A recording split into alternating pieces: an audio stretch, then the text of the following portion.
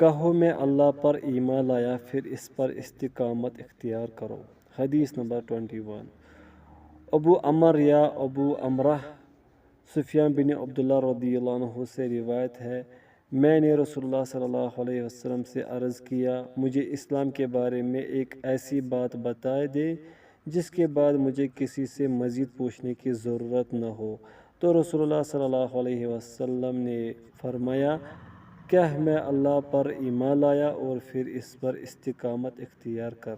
اسے مسلم نے روایت کیا ہے۔ صرف فرائض پر عمل کرنے والا بھی جنتی ہے۔ حدیث نمبر 22۔ ابو عبداللہ جابر بن عبداللہ انصاری رضی اللہ عنہما سے روایت ہے، ایک شخص نے رسول اللہ صلی اللہ علیہ وسلم سے سوال کیا، جب میں فرض نمازیں ادا کر لوں اور رمضان کے روزے رکھوں اور حلال کو حلال اور حرام کو حرام جانوں اور اس سے زیادہ کچھ نہ کروں تو کیا میں جنت میں داخل ہو جاؤں گا؟ رسول اللہ صلی اللہ علیہ وسلم نے فرمایا، ہاں۔ اسے مسلم نے روایت کیا ہے اور حرام کو حرام جاننے کی معنی ہے اس سے بچنا اور حلال کو حلال جاننے کی معنی ہے اس کو حلال سمجھ کر اس پر عمل کرنا۔ بھلائی کے کاموں میں جلدی کرنا۔ حدیث نمبر 23۔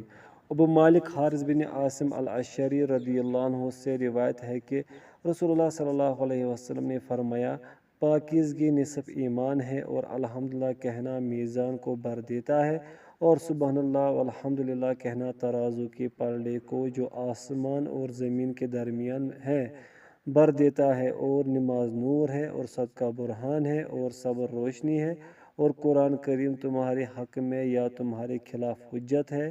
ہر شخص صبح ہوتے ہی اپنی جان کا سودا کرتا ہے، اب یا تو وہ اچھے عمل سے اس کو آزاد کروا لے گا یا برے عمل سے اس کو تباہ کر لے گا۔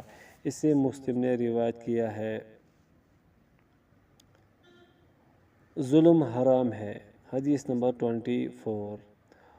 ابو ذر غفاری رضی اللہ عنہ سے روایت ہے کہ نبی صلی اللہ علیہ وسلم اللہ تعالیٰ سے روایت کرتے ہوئے فرمایا، اے میرے بندو، بے شک میں نے اپنے نفس پر ظلم کو حرام کر دیا ہے اور اسے تمہارے درمیان بھی حرام قرار دے دیا ہے، پس ایک دوسرے پر ظلم نہ کرو۔ اے میرے بندو، تم میں سے ہر ایک گمراہ ہے مگر وہ جس کو میں ہدایت عطا کر دوں، پس تم مجھ سے ہدایت طلب کرو، میں تمہیں ہدایت دوں گا۔ اے میرے بندو، تم میں سے ہر ایک بھوکا ہے مگر جس کو میں کھانا کھلا دوں، پس تم مجھ سے کھانا طلب کرو، میں تم کو کھانا کھلاؤں گا۔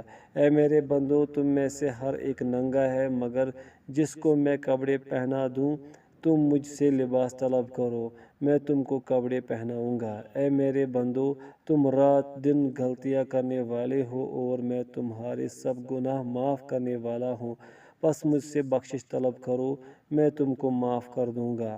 اے میرے بندو، تم میں اتنی طاقت نہیں کہ تم مجھے نقصان پہنچا سکو اور نہ تم میں اتنی طاقت ہے کہ مجھے نفع پہنچا سکو۔ اے میرے بندو، اگر تمہارے اگلے اور پچھلے تمام انسان اور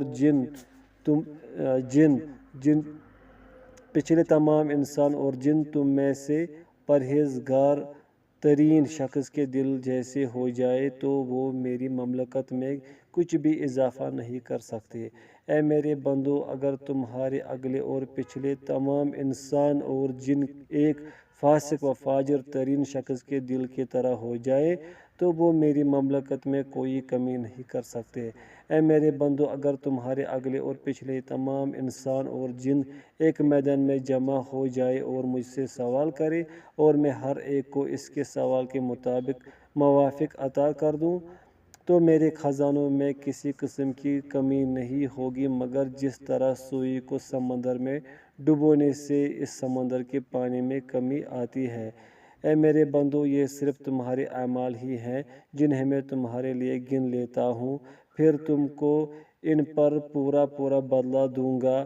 تو جو کوئی بھلائی پائے وہ اللہ کا شکر ادا کرے اور جو کوئی اس کے برعکس پائے تو وہ اپنے نفس کے علاوہ کسی کو ملامت نہ کرے۔ اسے مسلم نے روایت کیا ہے۔ مال و دولت والے اجر و ثواب میں بڑھ گئے۔ حدیث نمبر 25۔ ابو ذر غفاری رضی اللہ عنہ سے روایت ہے کہ بعض اصحاب رسول صلی اللہ علیہ وسلم نے آپ سے عرض کیا کہ اے اللہ کے رسول، اہل ثروت ہم سے اجر و ثواب میں آگے بڑھ گئے۔ وہ اسی طرح نماز پڑھتے ہیں جس طرح ہم نماز پڑھتے ہیں، وہ اسی طرح روزہ رکھتے ہیں جس طرح ہم روزہ رکھتے ہیں، اور وہ اپنے زائد اموال میں سے صدقہ کرتے ہیں۔ فرمایا، کیا اللہ تعالیٰ نے تمہارے لیے اسی طرح صدقہ کے مواقع فراہم نہیں کیے؟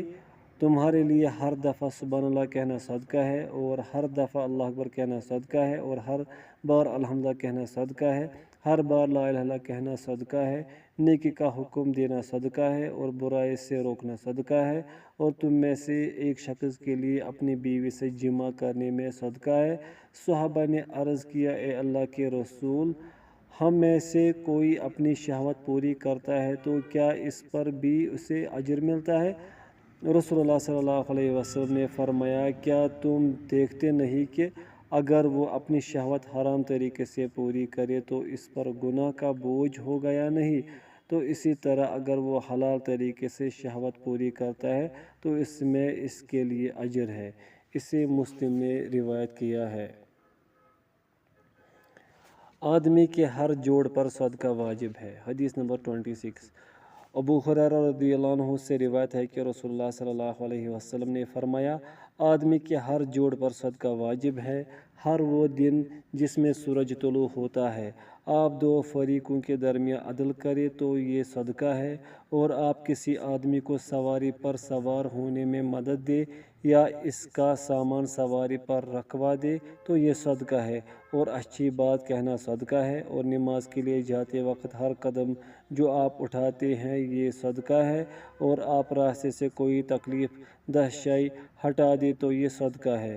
اسے بخاری اور مسلم نے روایت کیا ہے، اور اس حدیث کے الفاظ مسلم کے ہیں۔ نیکی حسن اخلاق کا نام ہے۔ حدیث نمبر 27۔ نواز بن سمعان رضی اللہ عنہ سے روایت ہے کہ رسول اللہ صلی اللہ علیہ وسلم نے فرمایا، نیکی حسن اخلاق کا نام ہے، اور گناہ وہ ہے جو تمہارے دل میں کھٹکے اور تم اس بات میں کراہت محسوس کرو کہ لوگ اس پر مطلع ہوں۔ اسے مسلم نے روایت کیا ہے۔ اور وابصہ بن معبد رضی اللہ عنہ سے روایت ہے، میں رسول اللہ صلی اللہ علیہ وسلم کے پاس آیا تو آپ نے فرمایا، کیا تو میرے پاس نیکی کے بارے میں سوال کرنے کے لیے آیا ہے؟ میں نے عرض کیا، ہاں۔ آپ نے فرمایا، اپنے دل سے فتویٰ پوچھ۔ نیکی وہ ہے جس سے تیرا نفس اور دل مطمئن ہو، اور گناہ وہ ہے جو تیرے دل میں کھٹکے اور تیرے سینے میں تردد پیدا کرے، چاہے لوگ تجھے اس کی جواز کا فتویٰ ہی کیوں نہ دیتے رہے۔ یہ حدیث حسن درجے کی ہے، اور اسے دو اماموں احمد بن حنبل اور الدارمی نے حسن درجے کی سند کے ساتھ اپنی اپنی مسند میں بیان کیا ہے۔ سنت پر عمل کرنا واجب ہے۔ حدیث نمبر 28۔